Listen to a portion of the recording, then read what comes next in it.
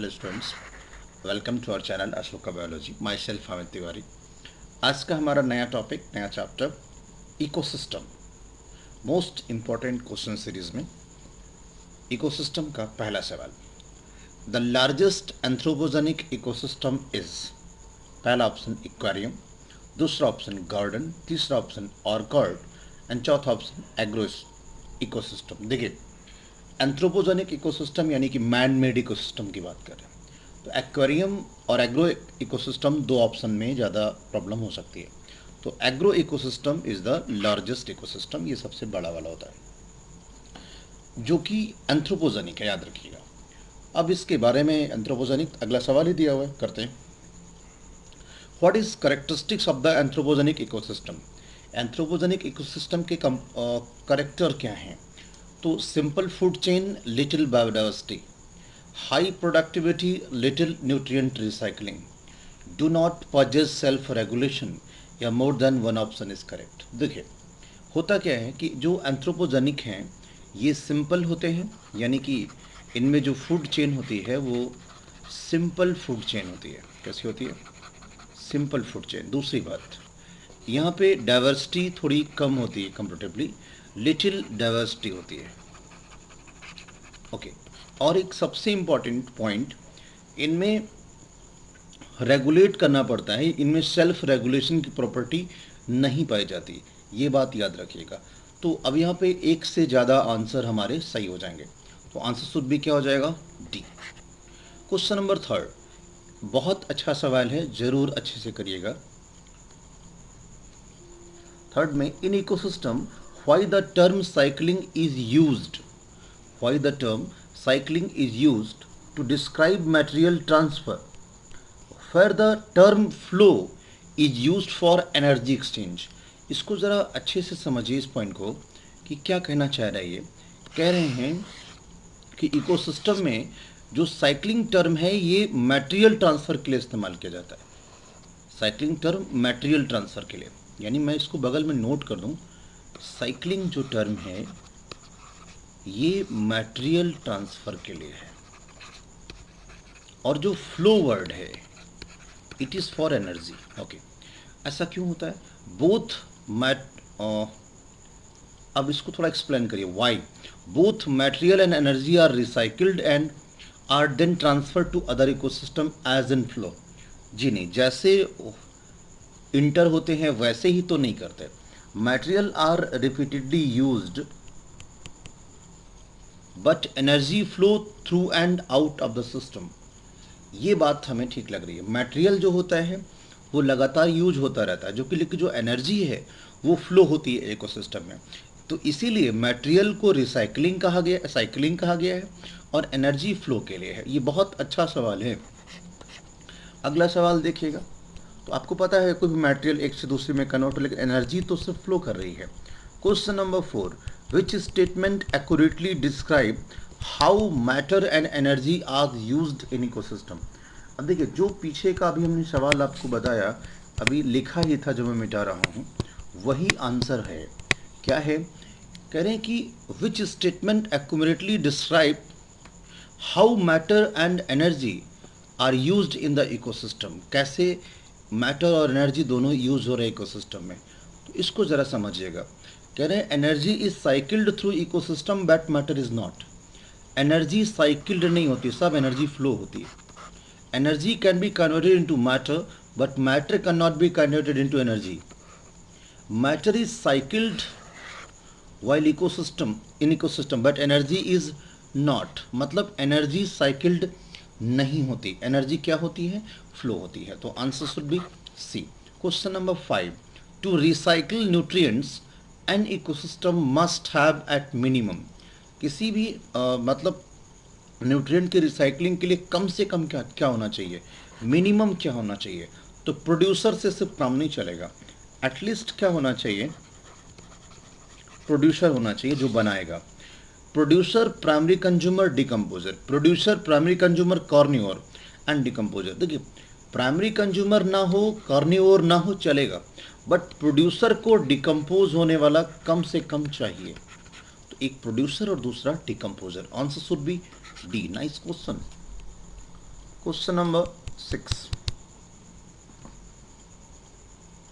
6 में क्या है, कह रहे हैं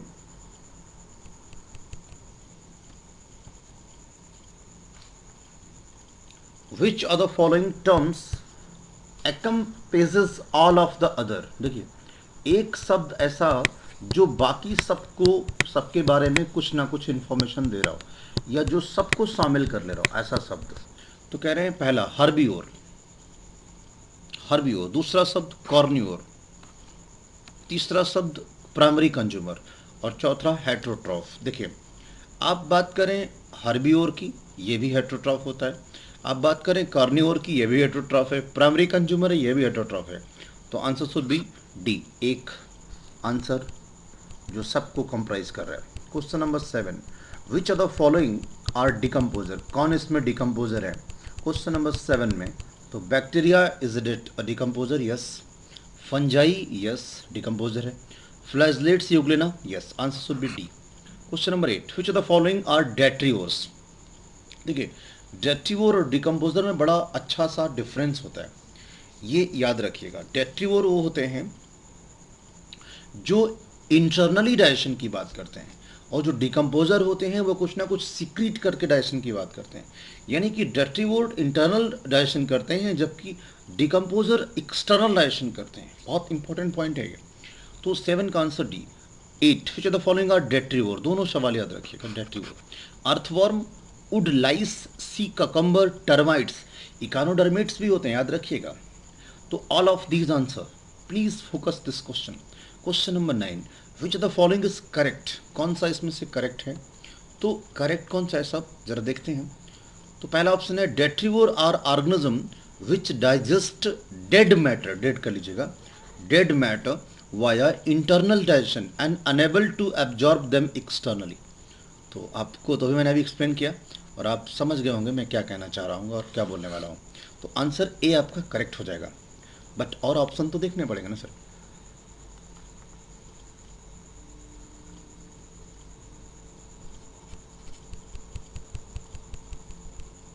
B option, decomposer break down organic matter by secreting extracellular enzymes।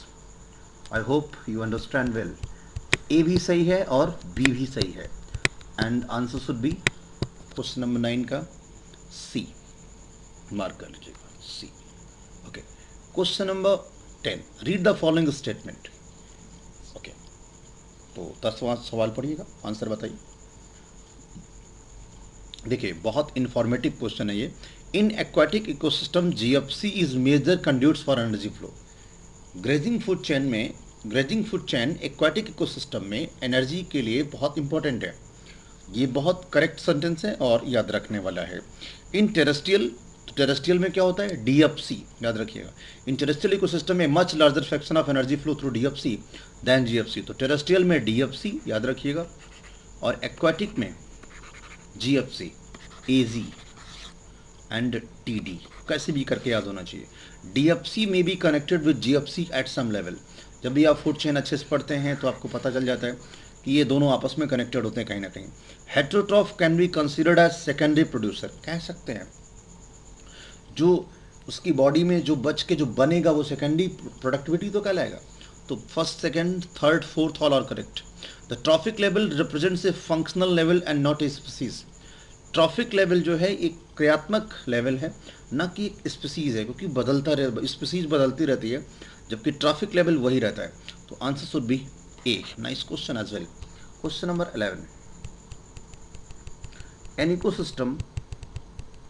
चलिए जितने बच्चे क्लासरूम के हैं जिन्होंने क्लास में पढ़ा है वो क्वेश्चन नंबर 11 का आंसर करें। मैं वेट कर रहा हूँ, सभी लोग आप आंसर कर देंगे उसके बाद ही मैं आंसर करूँगा। I am just waiting.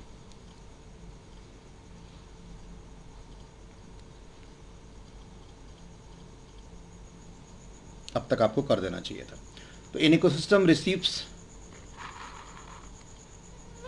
इकाई, दहाई, सैकड़ा, हजार, 10,000, लाख, तो 10 lakhs joule of sunlight energy.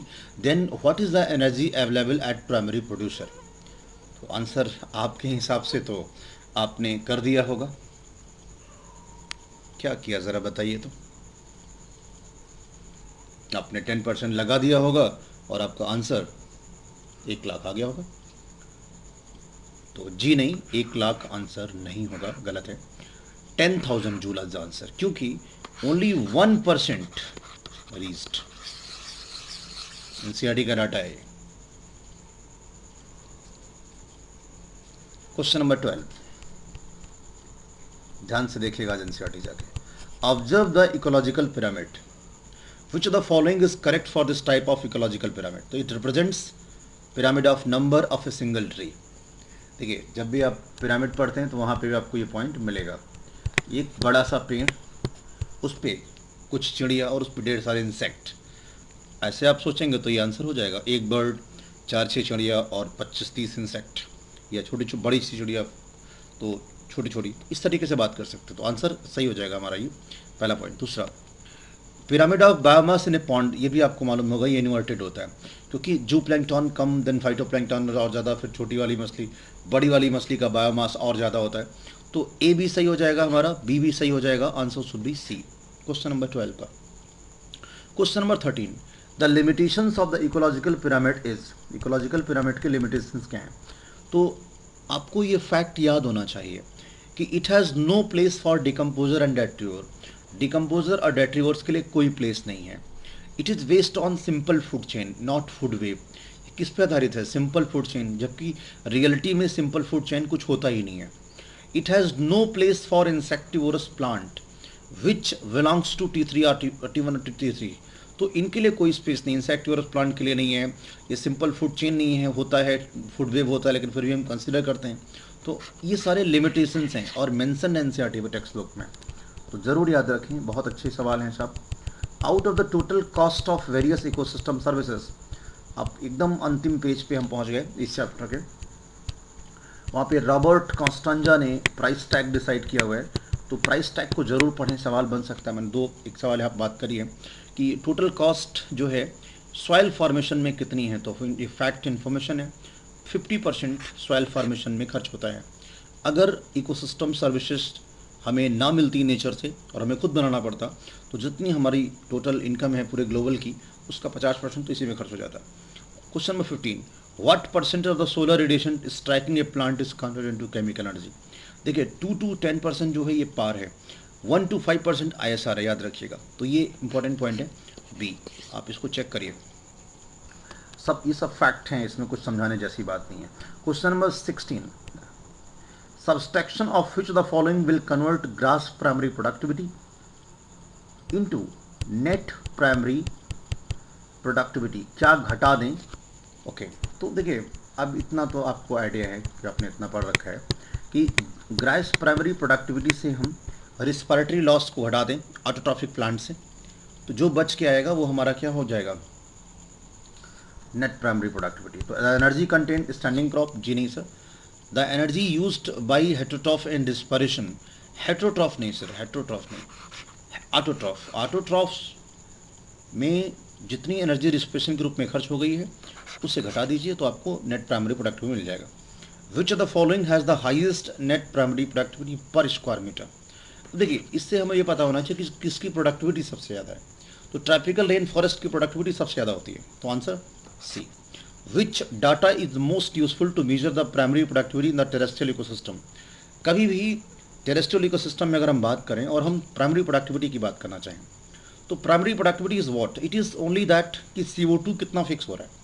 जितना CO2 फिक्स होगा उतना हम प्रोडक्टिविटी की बात कर सकते हैं, तो आंसर शुड बी ए, और ऑप्शन नहीं पढ़ेंगे।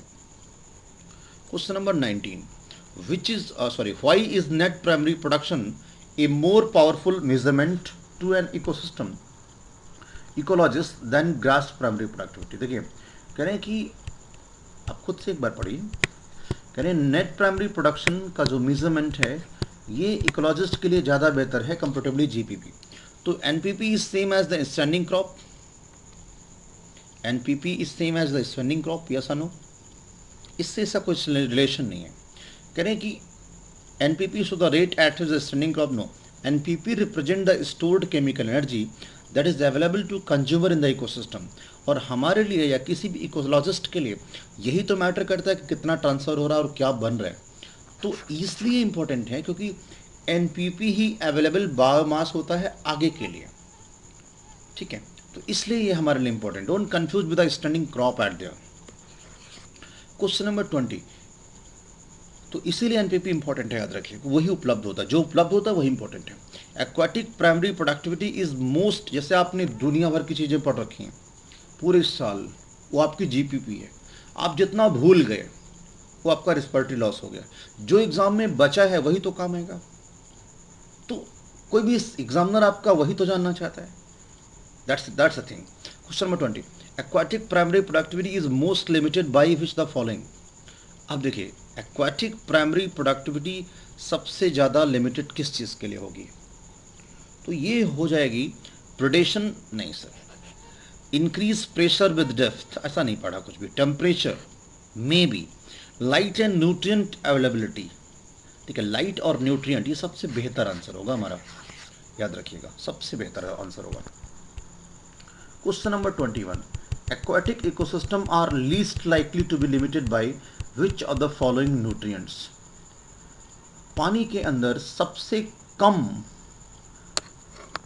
जो न्यूट्रिएंट हो सकता है लिमिटेड, वो कौन हो सकता है, तो कार्बन सबसे कम होगा, ठीक है, least likely to be carbon, ठीक है, कोई कंफ्यूजन नहीं होना चाहिए इन चीज़ों में।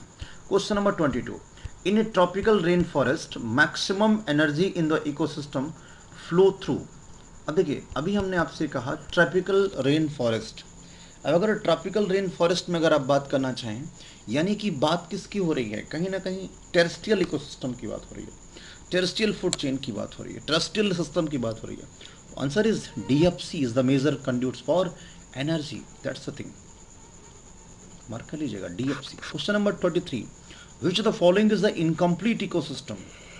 इनकम्प्लीट मतलब जहाँ पे चीज़ें ना हो, ग्रासलैंड एक इनकम्प्लीट है, नहीं sir. A single tree, no, है वहाँ पे इकोसिस्टम। पॉन्ड बिल्कुल है। केव, यहाँ पे गुफा, यहाँ पे सारी चीज़ें नहीं हैं, ये इनकम्प्लीट है। Even a drop of water is also the ecosystem, जहाँ पे ढेर सारे माइक्रो ऑर्गेनिज्म भी आपको मिल जाएंगे, तो उसमें भी कोई समस्या नहीं है। तो cave is a incomplete ecosystem. The annual net primary productivity, mark कर लीजिएगा, the annual net primary productivity of the whole biosphere is approximately, ये फैक्ट है, आपको याद होना चाहिए, 170 billion. The NPP of ocean is 55 billion ton, what the terrestrial ecosystem is 115। एक data लिखा है, एक माइनस करके निकाला जाएगा। ओशियन बहुत ज़्यादा एरिया कवर कर रहा है, फिर भी प्रोडक्टिविटी कम है, क्यों? मैं फिर से बोल दूं, नेट प्राइमरी प्रोडक्टिविटी बायोस्फीयर की 170 बिलियन टन, बिलियन याद रखिएगा, मिलियन लिख के कंफ्यूज कर देगा एग्जामिनर कहीं भी। NPP of ocean is 55 billion ton, terrestrial ecosystem 155। Ocean बहुत एरिया कवर करता है, फिर भी प्रोडक्टिविटी 55 टन ही क्यों है? इसका सवाल का आंसर अगले सवाल में। The reason for the low productivity of the ocean is, ocean की प्रोडक्टिविटी कितनी है? 55 टन, बिलियन टन। क्यों ऐसा होता है? क्योंकि जैसे जैसे अंदर जाते हैं लाइट नहीं पहुंच पाती, light decreases with the depth. Bottom पे याद करिए, वेंथिक जोन में लाइट ही नहीं होती, प्रोफंडल जोन में भी कम पहुंचती है। Nitrogen becomes limiting, yes, nitrogen की भी अवेलेबिलिटी कम हो जाती है। तो आंसर शुड बी सी। ये तो हो गए आपके 25 क्वेश्चन। नेक्स्ट 26, आधी जल्दी पूरी कर ली हमने। In which the following secondary succession, sorry back करके पढ़ना पड़ेगा, क्या लिखा हुआ छूट गया। In which the following primary succession मतलब P और सेकेंडरी सक्सेशन मतलब S, मतलब प्राइमरी अलग और सेकेंडरी अलग, दोनों को छांटना है, दोनों को चूज करना है कि क्या क्या ये हो सकते हैं। ओके, तो कहाँ पे प्राइमरी सक्सेशन होगा, कहाँ पे सेकेंडरी होगा, तो मैं नाम लिख दूंगा। एबेंडन्ड फॉर्मलैंड, यहाँ पे कभी पहले जीवन नहीं था, तो ये क्या हो जाएगा?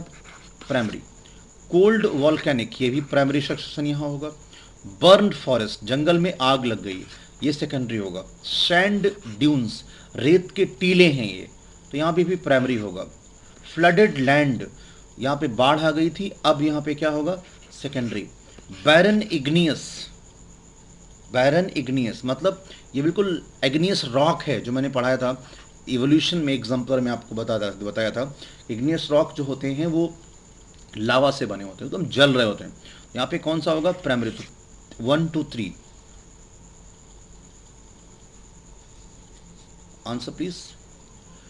Abundant farms land, cold volcanic, बोलेगा, कैलकुलेट कर लीजिए.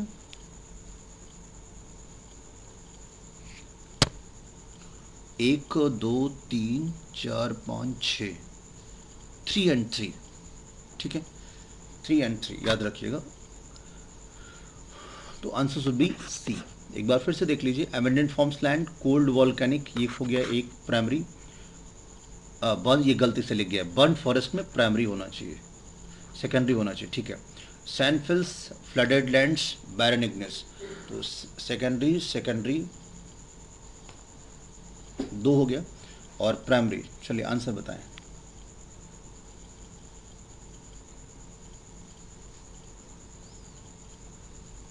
ठीक है, चेक कर लीजिएगा. सी आंसर होना चाहिए. 27. Climax community are less diverse than pioneer community a fewer than, mark कर लीजिएगा, फ्यूअर देन पायनियर कम्युनिटी. पहला, तो क्लाइमेक्स कम्युनिटी में क्या मिलेगा आपको, बताइए जरा. Answer please. Okay, climax community ये मोर डाइवर्स होती है, यू कह सकते हैं आप, ज़्यादा डाइवर्स होती है दैन पायनियर कम्युनिटी के. तभी तो क्लाइमेक्स कम्युनिटी होती है, ज़्यादा फ्लोरिश कर लेती है. क्वेश्चन नंबर 20, तो 27 का आंसर सी. 28. 28 में क्या होगा. Okay, which of the following list of organism is ranked in correct order of the lowest to highest percent in the production efficiency. देखिए, अगर हम इफ़िशियंसी बात करें तो हमारी इफ़िशियंसी मैमल्स की कम होती है, देन फिशेस की है, ये फैक्ट है, आपको याद करना है. देन इंसेक्ट की इफ़िशियंसी प्रोडक्शन की बहुत ज़्यादा होती है, तभी तो उनकी जो सर्वाइवल सिर्फ कर्व है बहुत ज़्यादा होती है. तो 28 का आंसर डी, मार्क कर लेना. 29. The major sites of decomposition is. देखिए, डिकम्पोजिशन सबसे ज़्यादा, ओके आगे पढ़ते हैं. Is the layer of soil. तो सॉइल में अपर लेवल पे डिकम्पोजिशन होता है एंड वाटर में लोअर लेवल पे डिकम्पोजिशन होता है. तो 29 का क्या हो जाएगा आंसर. यहाँ पे अपर लेवल हो जाएगा एंड यहाँ पे क्या हो जाएगा, बॉटम. तो 29 में क्या हो जाएगा answer, D. The amount of chemical energy in consumer food the converting to their own new biomass during. ये सवाल अभी हमने पीछे कहा था, एक बार फिर से सवाल पढ़िएगा, आंसर आपको मिल जाएगा. सवाल ही में ही आंसर लिखा हुआ है. तो 29 का आंसर डी हो गया. 30 का फिर से पढ़िए. द अमाउंट ऑफ केमिकल, सवाल में अगर कहीं फंस रहा है तो दोबारा पढ़िए, आंसर आ जाएगा. The amount of chemical energy in the consumer food that is converted into their own new mass, yes, own new biomass during the given time. तो भैया किसी कंज्यूमर ने किया और अब वो बना रहा है, तो बायोमास प्राइमरी प्रोडक्शन, जी नहीं, सेकेंडरी प्रोडक्शन हो जाएगा. ये हमने अभी पीछे कुछ क्वेश्चन में आपसे बताया था. Question number 31. What happens is an ecological succession proceed. क्या होता है जब इकोलॉजिकल सक्सेशन होता है. लिटिल बायोडाइवर्सिटी से ज़्यादा डाइवर्सिटी बन जाती है. Okay, increase in humus content of soil, ठीक है. Total increase in biomass. जब भी इकोलॉजिकल सक्सेशन आगे बढ़ता है तो ये चीज़ें ऐसे ही कंटिन्यूएशन में आगे चलती हैं और ये सच भी है, आप डिटेल में बुक में पढ़िए. ट्रॉफिक एफिशिएंसी इज, क्या होता है ये. ट्रॉफिक एफिशिएंसी क्या होती है. ट्रॉफिक एफिशिएंसी इज द, कि कितनी चीज़ें अगले ट्रॉफिक लेवल पे ट्रांसफ़र हो रही हैं, यही ट्रॉफिक एफिशिएंसी कहलाता है. मतलब percentage of the production transformed from one trophic level to another. तो इसमें आगे ना पढ़िए, आंसर करिए सीधे. Question number 32. 33. Which of the following processes during decomposition is correctly described. Okay, तो humidification leads to dark colored substance which undergo microbial action. I think microbial action यहाँ मना किया गया है. Okay, catabolism last step, नहीं गलत है ये. Leaching water soluble inorganic nutrient rise to the top level, नहीं नीचे चला जाता है. Fragmentation carried the with organism such as earthworm, yes, NEET का सवाल आई थिंक. तो ये आंसर आपका, ये इतना ही आसान सवाल नीट वाले पूछते हैं, याद रखिएगा, फिर भी हम गलत करते हैं. Question number 34. Organism of which trophic level is most vulnerable. देखिए सबसे ज़्यादा खतरा किसको है, तो अब थोड़ा अजीब लगेगा, सबसे ज़्यादा खतरा किसे है, जिसको भोजन सबसे ज़्यादा सबसे बाद में मिलता होगा।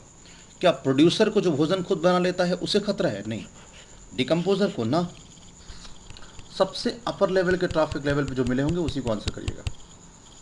तो tertiary consumer, yes, tertiary consumer, सबसे लास्ट में भोजन मिलेगा भी नहीं मिलेगा भरोसा नहीं है। Question number 35, the entire sequence of the community that successfully change in the given area are, क्या बोलते हैं? शेयर। ठीक है, मान लीजिए ए है, बी, सी, डी, टोटल इतना हो गया, तो पूरे को क्या बोलेंगे?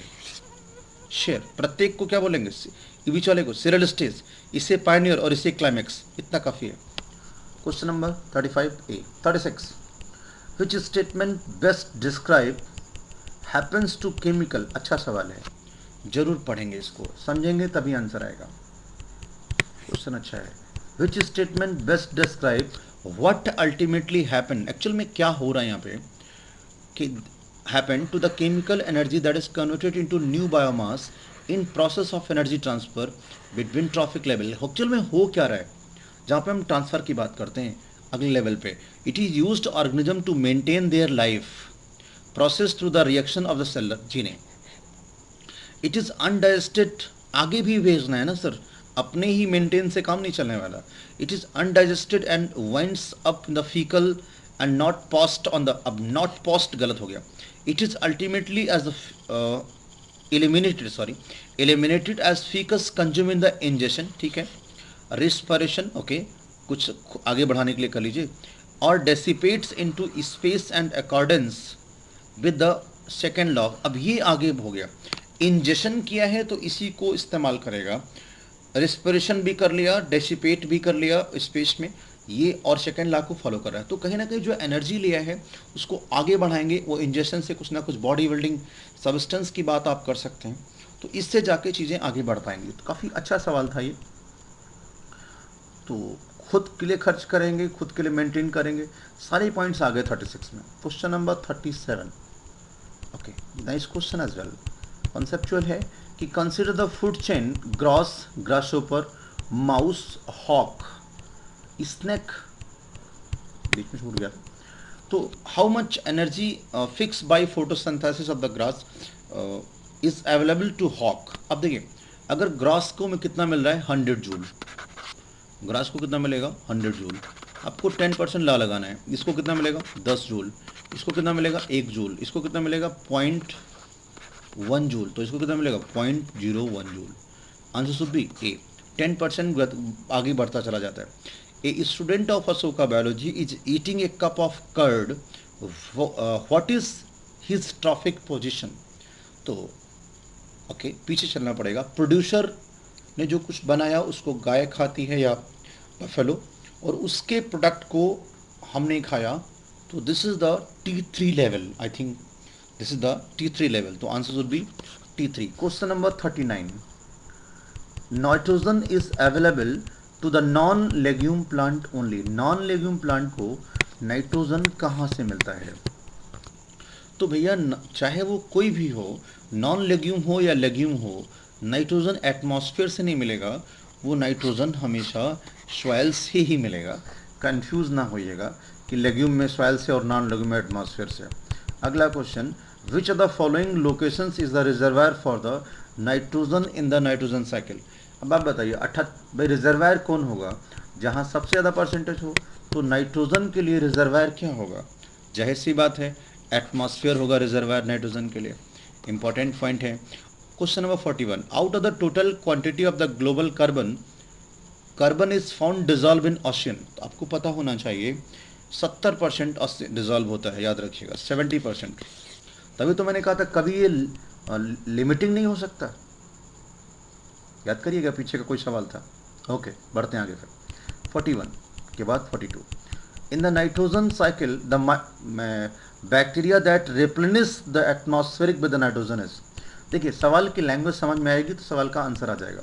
नाइट्रोजन साइकिल में नाइट्रोजन की उपलब्धता एटमॉस्फेयर में कहाँ से होती है? मैं फिर से सवाल पढ़ा रहा हूँ कि एटमॉस्फेयर में नाइट्रोजन कौन देगा? तो एटमॉस्फेयर में नाइट्रोजन कौन देगा?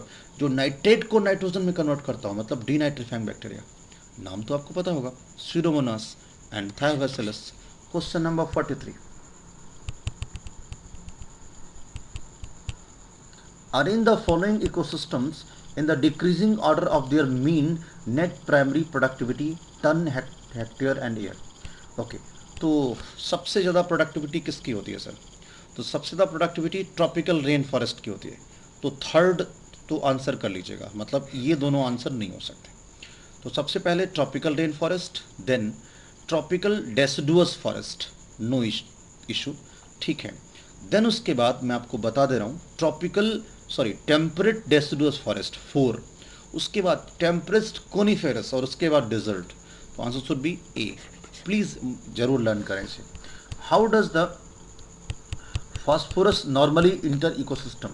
अब आपको इस चैप्टर का लास्ट पेज याद होना चाहिए, जो डायग्राम जो CBSE 2000 मेंस में एक बार पूछा गया था, उससे आप इसको लगाएंगे। कैसे लगेगा याद करें कि फास्फोरस इकोसिस्टम में कैसे एंटर करेगा नॉर्मली? तो वेदरिंग ऑफ रॉक्स से, शायद ये आपको याद आ गया होगा, वेदरिंग ऑफ रॉक्स। तो rocks weathering, answer C. Break down होता है छोटे छोटे मॉलिक्यूल्स में। Okay, question number 45, a rabbit eat 3000 joule of plant material. एक रैबिट है जो 3000 जूल ऑफ प्लांट मटेरियल को खाता है। कितना सची? 3000 joule. Okay, 2100 joule indigestible, eliminated as faeces, okay, मतलब फिकल के रूप में निकाल दिया। 800 जूल रिस्पिरेशन में खर्च कर दिया, यानी सब खर्च हो जा रहा है। 100 joule use for growth and production. सिर्फ कितना इस्तेमाल किया अपने लिए? 100 joule. Okay, what is the approximate production efficiency? आपको मालूम होगा जब भी हम कभी इफिशियंसी निकालते हैं तो क्या करते हैं, बोलिए ना? आउटपुट अपन इनपुट इनटू 100। ओके, चलिए करते हैं। तो भैया 100 अपन 3000 कितना आएगा? 0.03 मल्टीप्लाइड बाई 100, आंसर 3.033 आएगा। तो 3.3%, ऑप्शन 3%, डी आंसर। क्योंकि 100 जूल ही शरीर के काम आया, बाकी तो सब तो खर्च हो गया, तो वो किसी काम का नहीं रहा। नोट कर लीजिएगा। क्वेश्चन नंबर 46 में कॉन्सेप्चुअल सवाल है सर, याद रखना। ओके, 46 में क्या है? कह रहे हैं अरेंज करेक्टली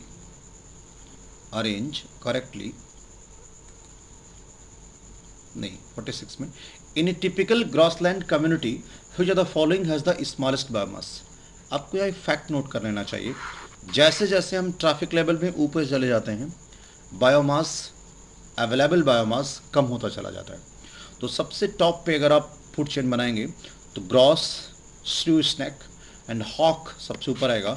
तो बायोमास यहाँ पे सबसे कम इन्हीं को मिलेगा, ये बात याद रखिएगा। ट्रैफिक लेवल पे ऊपर जाने पे बायोमास कम होता चला जाता है, ये बात याद रखिएगा। अब अगला क्वेश्चन नंबर 47 में आपको मैच करना होता है सर। तो मैच करिए और आंसर बताइए।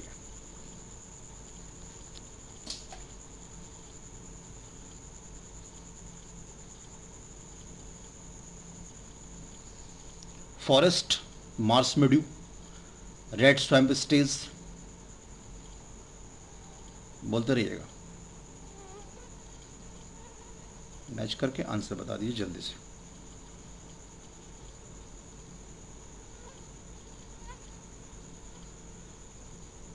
अब तक तो आपने मैच कर लिया होगा। तो सबसे पहले कौन सा आएगा 47 का? मैं डायरेक्ट आंसर बता दूं, C, phytoplankton. Then 4 submerge plant stage, then 5 submerge free floating, diagram देख लीजिएगा, then 3 reed swamp stage, then marsh meadow, then scrub and then forest. तो आंसर शुड बी सी। अच्छा सवाल है, जरूर याद रखें। क्वेश्चन नंबर 48, चलिए जल्दी से सब लोग इसका आंसर करिए। Examine the food web for the particular terrestrial ecosystem. सवाल पढ़िए, आंसर करिए।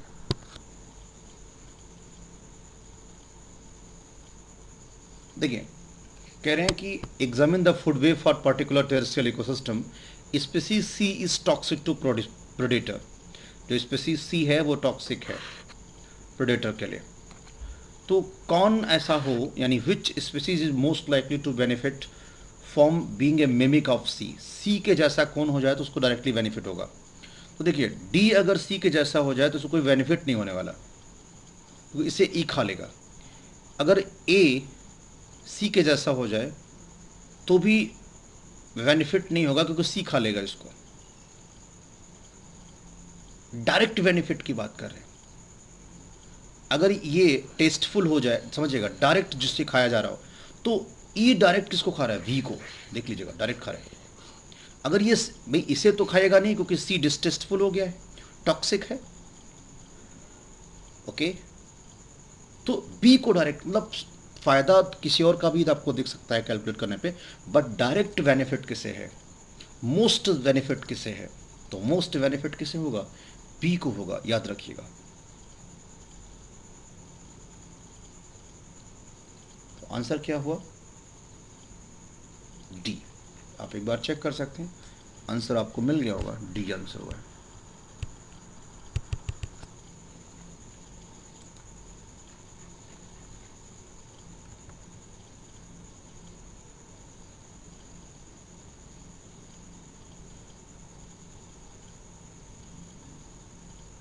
$49 arrange correlate the success of the जीराज। इसको भी मैच करिए। सॉरी,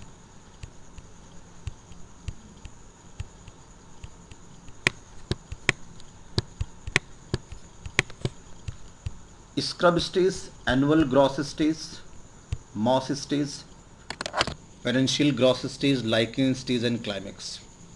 तो आप अपनी एनसीईआरटी से मैच कर लीजिएगा। यहाँ पे आंसर 49 का डी कर लीजिएगा, लाइकेन, देन उसके बाद मैचिंग कर लीजिएगा, तो 49 में डी। आपको मैंने कई बार ये सब चीज़ें पढ़ा रखी हैं, कैसे होता है lichen, then mosses, then etcetera etcetera. तो फिर भी एक बार चेक करना अपने से। यस, मॉसेस, लाइकेन के बाद मॉसेस, देन उसके बाद फिर annual grass stages, then scrub stages की आप बात कर सकते हैं। तो इस तरीके से आपको मिल जाएगा, एंड लास्ट में आपको क्लाइमैक्स स्टेज मिल जाएगी। तो आसानी से आप इसको एलिमिनेट भी कर सकते थे। कैसे, क्योंकि 6 जो क्लाइमैक्स है ये इसमें तो काट दिया जाएगा, तो काफ़ी हद तक हट जाता। लास्ट क्वेश्चन भी एक्चुअल में पिछले क्वेश्चन पे बेस्ड है। करें, if the figure given below represents terrestrial food web C + D, would probably we क्या रखेगा। देखिए इसमें भी क्या पूछ रहे हैं आपसे, terrestrial food web, biomass. Okay, तो बायोमास तो अपर लेवल पे जाते जाते घटता चला जाता है। तो greater than the biomass of A, मतलब C+D का ए से ज़्यादा, no. Less than the biomass of H, नहीं सर, एच से कम नहीं हो सकता, एच से ज़्यादा होगा, गलत हो गया, समझ पा रहे हैं ना। Less than the biomass of E, बराबर हो रहा लगभग, तो नहीं हो सकता। Less than the biomass of A+B, A+B के प्लस से ज़्यादा कम होगा। क्यों, क्योंकि दोनों इसको खा रहे हैं एक दूसरे को, इसी के सीक्वेंस में जा रहे हैं ऊपर। तो AC, तो अपर लेवल पे जाने पे बायोमास घटता है, ये प्रूफ हो गया। तो आंसर शुड बी डी।